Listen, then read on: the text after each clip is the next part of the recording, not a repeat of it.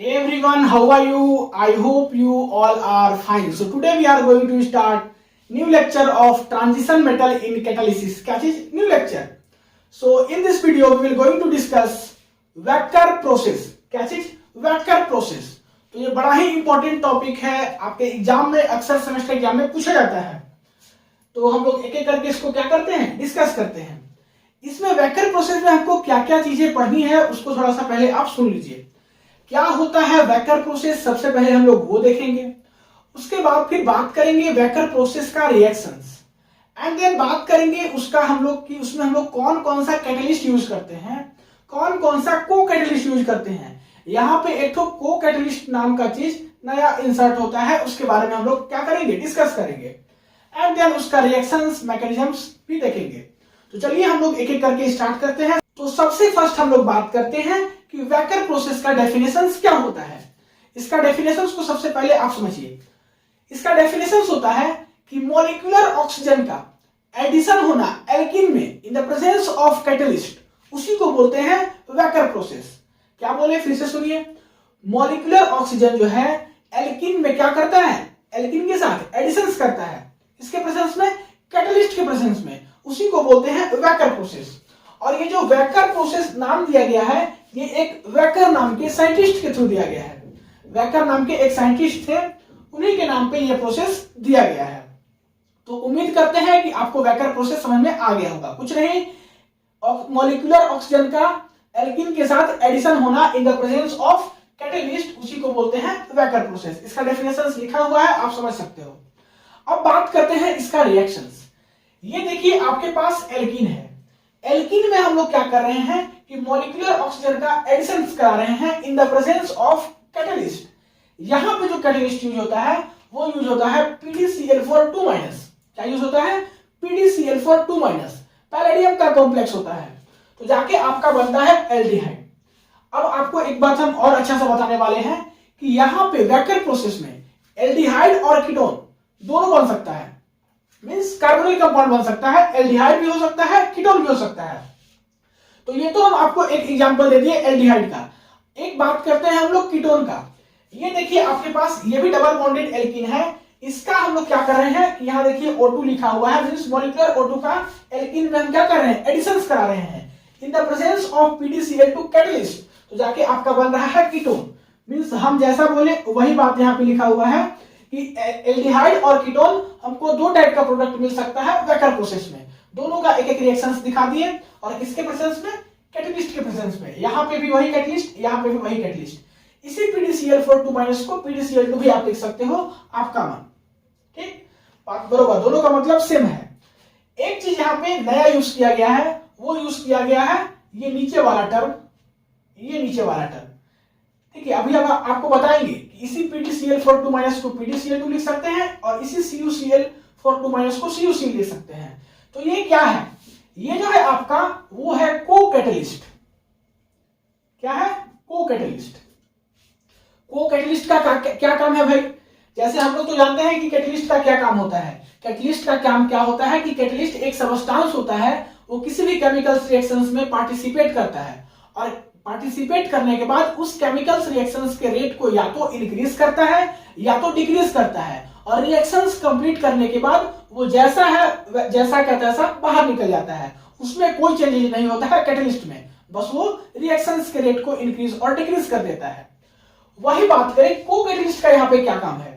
देखिए को कैटलिस्ट किस लिए यूज किया जाता है। यहाँ पे जो हम लोग कैटलिस्ट लिए हैं वैकर प्रोसेस में होता क्या है कि कैटलिस्ट जैसे ही रिएक्शंस करता है, किसके साथ, केमिकल्स रिएक्शंस में रिएक्शंस करता है, तो होता क्या है कि ये रिएक्शंस करने के बाद डीएक्टिवेट फॉर्म में चला जाता है। मींस यहाँ पे पीडी का ऑक्सीडेशन स्टेट कितना है, +2 है। अब ये जैसे ही केमिकल्स रिएक्शंस में पार्टिसिपेट करेगा तो इसका ऑक्सीडेशन स्टेट जो है किसमें कन्वर्ट हो जाएगा, 0 में। मींस +2 से कहां चला गया, 0 में, मींस ये चला गया डीएक्टिवेट फॉर्म में। और हम तो पढ़े हैं डेफिनेशंस कैटलिस्ट का कि जैसा रिएक्शंस में वो गया था वैसा ही बाहर निकलेगा, बट ये तो कुछ अलग हो रहा है वैकर प्रोसेस में। +2 से किसमें कन्वर्ट हो जा रहा है, 0 में, मींस डीएक्टिवेट फॉर्म में चला जा रहा है। तो इसी को एक्टिवेट करने के लिए हम लोग यूज करते हैं को कैटलिस्ट को। ठीक है, और इसको जब हम एक्टिवेट कर देंगे मींस यहाँ पे को कैटलिस्ट डाल देंगे इसमें, तो क्या होगा कि फर्दर से +2 ऑक्सीडेशन स्टेट में आपका पीडी आ जाएगा। तो जैसा था वैसा फिर आपका बाहर निकल जाएगा। तो इसको हम लोग एक्टिवेट करने के लिए यूज करते हैं। सिमिलरली यहाँ पर भी PdCl2 जैसे ही रिएक्शन में पार्टिसिपेट करेगा, इसका ऑक्सीडेशन स्टेट +2 से कन्वर्ट होकर चला जाएगा 0 में, मींस एक्टिव फॉर्म से डीएक्टिव फॉर्म में चला जाएगा। और इस डीएक्टिव फॉर्म को एक्टिव बनाने के लिए हम लोग यूज करते हैं को कैटलिस्ट को। ठीक है, तो समझ में आ गया कि कैटलिस्ट क्या होता है, को कैटलिस्ट क्या होता है, इसका काम क्या होता है। अब हम लोग यहाँ पे जो लिखा हुआ है वही बात कि कैटलिस्ट है, को कैटलिस्ट है। PdCl2 इसी को हम लोग PdCl2 लिख सकते हैं, ये आपका कैटलिस्ट है और ये आपका को कैटलिस्ट है CuCl4 और CuCl2। तो इसका क्या काम है कि इसके डीएक्टिव फॉर्म को एक्टिव करना, इसका कैटलिस्ट के डीएक्टिव फॉर्म को एक्टिव करना। ठीक है, अब हम लोग बात करते हैं कि ये जो रिएक्शंस है 3 स्टेप में होता है, स्टेप 1, स्टेप 2, स्टेप 3 में। स्टेप 1 में क्या होता है कि आपके पास एल्कीन है, इसका रिएक्शंस होता है PdCl2 के साथ, दैट इज की कैटलिस्ट के साथ एंड साथ ही साथ वाटर के साथ। तो होता क्या है कि आपका जाके बनता है एल्डिहाइड और साथ ही साथ आपका बनता है पीडी। तो यहां देखिए Pd+2 में है और जैसे ही रिएक्शन से पार्टिसिपेट किया तो ये आके बन गया आपका 0 ऑक्सीडेशन स्टेट पे, दैट इज कि ये जो है आपका वो डीएक्टिव फॉर्म में चला गया। कहां चला गया? डीएक्टिव फॉर्म में चला गया और साथ ही साथ जाके बनता है 2HCl। अब ये डीएक्टिव फॉर्म को एक्टिव फॉर्म में कन्वर्ट करने के लिए हम लोग लाते हैं को कैटलिस्ट, दैट इज की CuCl2। तो ये आपका पीडी डीएक्टिव फॉर्म है, 0 ऑक्सीडेशन स्टेट, इसको लाएंगे को कैटलिस्ट के साथ रिएक्शंस कराएंगे तो ये आके PdCl2 बना लेगा, दैट इज की जैसा था वैसा ही बना लिया, मींस +2 ऑक्सीडेशन स्टेट में फर्दर आ गया। तो ये डीएक्टिव फॉर्म में था, ये फिर से एक्टिव फॉर्म में आ गया विद द हेल्प ऑफ को कैटलिस्ट, दैट इज की CuCl2 एंड देन आपका जाके यहां से बना लेता है 2CuCl। अब ये जो CuCl है इसका रिएक्शन हम लोग कराएंगे HCl के साथ और मॉलिक्यूलर ऑक्सीजन के साथ, तो जाके बनेगा 2CuCl2 और वाटर। इसमें एक चीज ध्यान देने वाला है कि आपको रिएक्शंस को बैलेंस करना होगा, तो आपको बैलेंसिंग आता है, ठीक है, तो आप कर लीजिएगा इजीली। अब इसका नेट रिएक्शंस की बात करें तो नेट रिएक्शंस आपका क्या बचेगा वो देखिए, हम आपको यहाँ पे नेट रिएक्शंस दिखा दिए हैं, लेकिन आप देखिए कैसे बचेगा।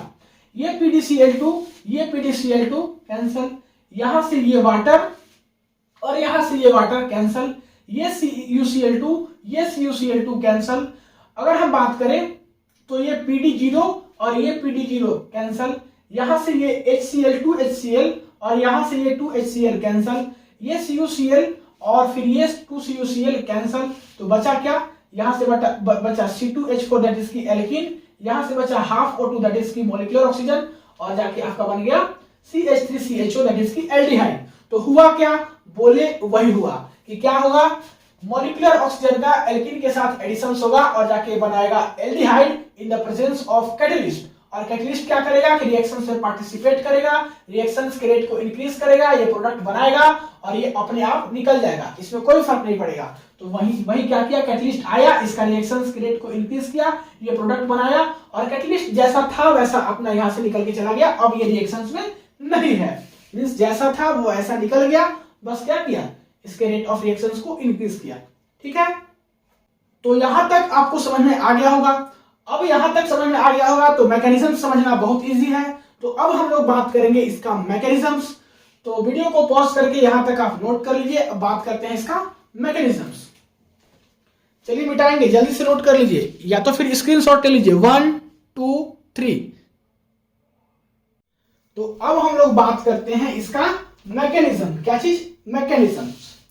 देखिए इसका मैकेनिज्म आपको समझ में आ जाएगा जब आपको पीछे वाला जितना भी कॉन्सेप्ट था अगर क्लियर हो गया होगा तो, और उम्मीद करते हैं कि आपका कॉन्सेप्ट क्लियर हो ही गया होगा। तो चलिए अब हम लोग इसका देखते हैं मैकेनिज्म्स। ये देखिए आपके पास क्या है, कैटलिस्ट है, दैट इज की PdCl4 ये आपके पास कैटलिस्ट है। ये आपका 16 इलेक्ट्रॉन स्पीशीज है, मींस ये आपका एक्टिव फॉर्म में है, ये रिएक्शंस में पार्टिसिपेट करता है। ठीक है, अब ये एक्टिव फॉर्म में है तो ये रिएक्शंस में पार्टिसिपेट करेगा। ये किसके साथ रिएक्शंस करता है? एल्कीन के साथ, दैट इज की CH2 डबल बॉन्ड CH2। तो एल्कीन के साथ रिएक्शंस करेगा और करेगा क्या कि यहां से Cl- जो है रिमूव कर देगा, मींस यहां पे Cl4 है इससे एक Cl माइनस रिमूव करेगा तो क्या बचेगा Cl3, और जाकर के ये कुछ ऐसा कॉम्प्लेक्स बना लेगा। ये देखिए यहाँ से Cl3Pd वो लिख दिए क्योंकि एक Cl तो यहाँ से रिमूव हो गया, और ये जाके इसके साथ बॉन्ड बनाया, और कैसे बॉन्ड बनाया, डबल बॉन्ड के साथ ये आपका क्या बोलते हैं ट्रांजिशन मेटल्स का बॉन्ड बना है, और ये आपका कॉम्प्लेक्स है और इस पे नेगेटिव चार्ज है। ठीक है, तो उम्मीद करते हैं कि स्टेप 1 में क्या हुआ आपको समझ में आ गया होगा। नेक्स्ट स्टेप में क्या होगा कि इसका रिएक्शंस कराते हैं हम लोग वाटर के साथ रिएक्शंस कराते हैं। तो यहाँ ऑक्सीजन के पास होता है लोन पेयर, ये अपना इलेक्ट्रॉन जाकर के अटैक करेगा इस कार्बन पे। जैसे ही कार्बन पे अटैक करेगा, कार्बन के पास पहले से 4 बॉन्ड है, 2 बॉन्ड इस हाइड्रोजन के साथ बना रहा है, 2 बॉन्ड ये ऊपर में, टोटल 4 बॉन्ड बना रहा है। मींस कार्बन का टेट्रावैलेंसी पहले से कंप्लीट है। जैसे ही 5वां बॉन्ड बनेगा तो क्या करेगा, इसका टेट्रावैलेंसी डिस्टर्ब हो जाएगा, तो ये अपना टेट्रावैलेंसी मेंटेन करने के लिए ये बॉन्ड इलेक्ट्रॉन इधर इस कार्बन के ऊपर शिफ्ट कर लेगा, और फर्दर इस कार्बन के ऊपर एक्स्ट्रा इलेक्ट्रॉन आ जाएगा, और ये इलेक्ट्रॉन जाकर के इस central metal that is palladium के साथ क्या करेगा, बॉन्ड बना लेगा। और बॉन्ड बनाने के बाद आपके पास कुछ कॉम्प्लेक्स दिखेगा ऐसा, जो कि आपके पास नीचे में दिख रहा है। ठीक है, अब हम लोग क्या करेंगे, ये जो आपके पास कार्बन है इस कार्बन को बोलते हैं अल्फा कार्बन, ये जो आपके पास कार्बन है इस कार्बन को बोलते हैं बीटा कार्बन। मींस ये है आपके पास अल्फा पोजीशन, ये है आपके पास बीटा पोजीशन, और इस अल्फा पोजीशन पे भी हाइड्रोजन है, इस बीटा पोजीशन पे भी हाइड्रोजन है। अब बात आती है कि ये जो आपके पास जो ट्रांजिशन मेटल है पैलेडियम, ये किस हाइड्रोजन को लेगा, तो ज्यादा फेवरेबल होता है किस हाइड्रोजन को लेने के लिए, बीटा हाइड्रोजन को। मींस ये जो है आपका बीटा हाइड्रोजन को एलिमिनेट करेगा, ना कि अल्फा को। तो ये बीटा हाइड्रोजन को क्या करेगा, अपने पास ले लेगा, और जैसे ही बीटा हाइड्रोजन को लेगा ये बॉन्ड इधर शिफ्ट हो जाएगा और यहाँ पे बना लेगा डबल बॉन्ड। ठीक है, अब यहां से क्या हुआ, बीटा हाइड्रोजन का एलिमिनेशन हुआ। साथ ही साथ यहाँ पे क्या होता है कि यहाँ पे क्लोरीन 3 है, तो एक क्लोरीन यहाँ से निकल जाता है, मींस Cl2 बच जाता है। तो यहाँ देखिए Cl2Pd, और आपके साथ क्या बचा H, और ये डबल बॉन्ड बना करके ये सेंट्रल मेटल के साथ बॉन्ड बनाया, और ये नीचे जो OH है OH लिख दिया हम वैसा का वैसा। ठीक है, तो उम्मीद करते हैं कि यहां तक बातें समझ में आ गया होगा, और इसके ऊपर है आपका नेगेटिव चार्ज। अब इसके साथ क्या करना है, हमको करना है 1-2 माइग्रेटरी इंसर्शन। तो 1-2 माइग्रेटरी इंसर्शंस करेंगे। ये क्या होता है, ये सब बातें हम आपको प्रीवियस मैकेनिज्म्स में भी बताते आए हैं कि माइग्रेशन इंसर्शंस क्या होता है। ये 2 टाइप का होता है, एक 1-1 माइग्रेशन इंसर्शन और एक 1-2 माइग्रेशन इंसर्शन। यहाँ पे हमको बात करना है 1-2 माइग्रेशन इंसर्शंस के बारे में। तो देखिए हम लोग समझते हैं यहाँ पे हो क्या रहा है। देखिए 1-2 माइग्रेशन इंसर्शन में क्या होता है, या आप पहले ये समझिए कि माइग्रेशन इंसर्शन में क्या होता है। आपका जो लिगेंड होता है, यहाँ पे लिगेंड है हाइड्रोजन, ये अपना साइट को वैकेंट करेगा, अपना स्पेस को वैकेंट करेगा और दूसरे जगह पे जाके अटैक करेगा, मींस ये कार्बन पे अटैक करेगा। ठीक है, और कहां पे ये अटैक करता है, कहां पे इंसर्शन पॉसिबल होता है, जहां पे सैचुरेटेड कंपाउंड हो, मींस जहां पे डबल बॉन्ड हो। तो यहाँ पे डबल बॉन्ड है, अब इस कार्बन पे अटैक किया, इस कार्बन का टेट्रावैलेंसी डिस्टर्ब हुआ, ये बॉन्ड इलेक्ट्रॉन जाकर के इधर अटैक किया। ठीक है, अब यहाँ पे एक्स्ट्रा इलेक्ट्रॉन आ गया, और ये एक्स्ट्रा इलेक्ट्रॉन जाकर के इस सेंट्रल मेटल Pd के साथ क्या करेगा, बॉन्ड बनाएगा। तो देखिए ये फर्स्ट पोजीशन पे अटैक किया, और ये सेकंड पोजीशन जाकर के आपका बॉन्ड बना रहा है सेंट्रल मेटल के साथ। सो इसी के चलते इसको बोलते हैं 1-2 माइग्रेशन इंसर्शन। तो इसको आप यहाँ पे अच्छा से देख सकते हैं। ये जो है आपका CH3, ये फर्स्ट पोजीशन है, इसी पोजीशन पे आपका जाकर के हाइड्रोजन अटैक किया था, और इसके बगल वाला जो कार्बन है इसको बोलते हैं सेकंड पोजीशन, और इसी सेकंड पोजीशन से आपका सेंट्रल मेटल जो है जाकर के बॉन्ड बना रहा है। सो इसी के चलते इसको बोलते हैं 1-2 माइग्रेशन इंसर्शन। जिस पोजीशन पे अटैक किया है, अगर इसी पोजीशन से ये पैलेडियम का बॉन्ड बनता तो हम बोलते हैं इसको 1-1 माइग्रेशन इंसर्शन। तो जहां पे 1-1 माइग्रेशन इंसर्शन का यूज हुआ है वहां पे हम बताए हैं, अभी आप फोकस कीजिए 1-2 माइग्रेशन इंसर्शन पे। ठीक है, अब हम लोग यहां से क्या करेंगे, सो देखिए यहाँ पे ऑक्सीजन के पास लोन पेयर है, मींस यहाँ पे आपके पास हाइड्रोक्साइड है, तो ये अपना इलेक्ट्रॉन डोनेट कर सकता है। तो ये अपना इलेक्ट्रॉन डोनेट किया और इधर इलेक्ट्रॉन अपना दे दिया। जैसे ही इलेक्ट्रॉन दिया, ये क्या किया, Cl3Pd की इस हाइड्रोजन को ले लेगा, और इस हाइड्रोजन को लेकर के Cl3PdH बाहर निकल जाएगा। वही Cl3PdH यहाँ पे लिखा हुआ है, यहाँ पे Cl2 और एक यहाँ पे Cl, तो Cl3Pd हो गया, और यहाँ पे एक हाइड्रोजन है तो Cl3PdH हो गया। साथ ही साथ क्या हुआ कि ये CH3 CHO आपका क्या हुआ, बाहर निकल गया, दैट इज की एल्डिहाइड यहां से एलिमिनेट हो गया। तो एल्डिहाइड यहां से एलिमिनेट हुआ और आपका Cl2PdHCl यहां से कुछ बचा ऐसा। अब क्या करेंगे कि इसका हम लोग कराएंगे Re, दैट इज की रिडक्टिव एलिमिनेशन। जैसे ही इसका हम लोग रिडक्टिव एलिमिनेशन कराते हैं तो होता क्या है कि यहां से ये H, यहां से ये Cl मींस HCl बाहर निकल गया और साथ ही साथ ये जो Cl2 है ये भी बाहर निकलता है, तो यहाँ 2Cl- बाहर निकल गया। अब ये HCl भी बाहर निकल गया, ये Cl2 भी बाहर निकल गया, तो बचा क्या, यहाँ पे PD बचा।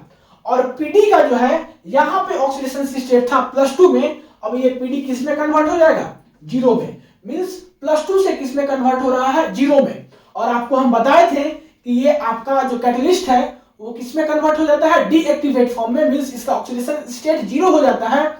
सो इसको एक्टिवेट करने के लिए हम लोग यूज करते हैं क्या, को कैटलिस्ट।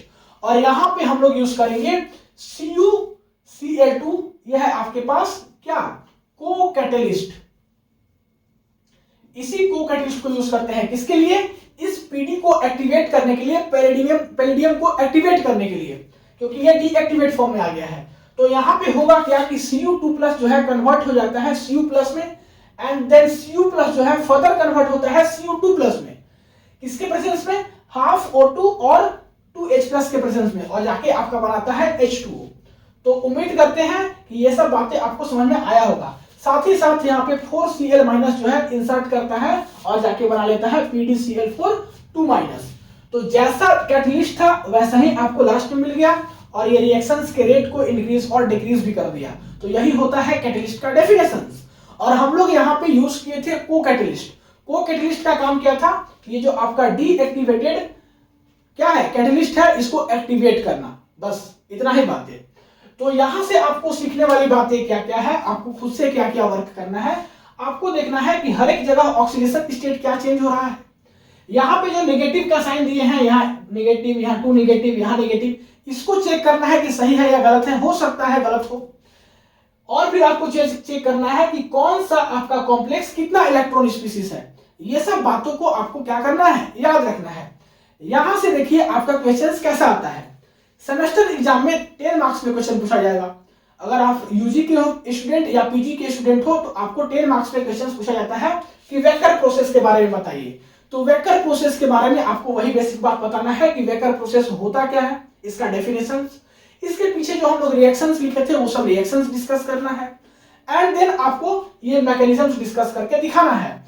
ये मैकेनिज्म्स डिस्कस करके दिखाने के बाद और आपको अच्छा सा सुटेबल आंसर बनाने के लिए जो हम अलग अलग स्टेप में जो बात बोले हैं उसको आप अपने लैंग्वेज में लिख सकते हो, स्टेप 1, स्टेप 2, स्टेप 3 करके। अगर आपको उसको लिखने में प्रॉब्लम होगा तो आप कमेंट बॉक्स में हमें बता देना, उसका हम एक पेज लिख करके डिस्क्रिप्शन में दे देंगे, वैसा दिक्कत नहीं होना चाहिए। तो ये सब सारा बातें आपको समझ में आया होगा। ये एक बात और बता दें, ये जो चैप्टर है ये जितना इंपॉर्टेंट आपका बोर्ड के लिए, यूजी पीजी के लिए है, उससे कई गुना ज्यादा नेट जेआरएफ के लिए है। पूछा जाता है कि वेक्टर प्रोसेस में कौन सा को कैटलिस्ट यूज करते हैं, तो आपको मालूम होना चाहिए CuCl2, ठीक है, या CuCl4 2-। तो ये सब आपको याद होना चाहिए कौन सा कैटलिस्ट यूज करते हैं। ऐसा क्वेश्चन पूछा जाता है डायरेक्टली एकदम नेट जेआरएफ वगैरह में। तो उम्मीद करते हैं कि ये लेक्चर आपको अच्छे से समझ में आया होगा। मिलते हैं अगले क्लास में। अगले क्लास में नए टॉपिक के ऊपर डिस्कस करेंगे। तब तक के लिए पढ़ाई करते रहिए। All the very best. Video को पॉज करके नोट कर लीजिए।